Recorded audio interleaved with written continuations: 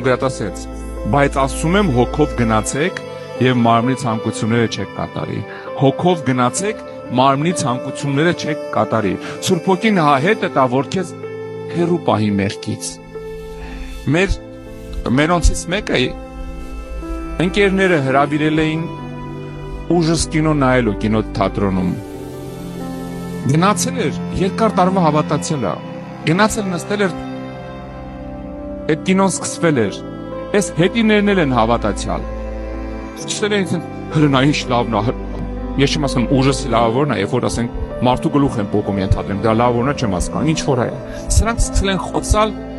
այս մարդուն, որ հրավիրել են, գիտեք ինչ ասեց։ Երկար տարվա հավատացյալ ասում է, կյանքում առաջի անգամ ես Սուրբ Հոգու ձենը լսեցի, ու ասում է ձենով ինձ ասեց Սուրբ Հոգին,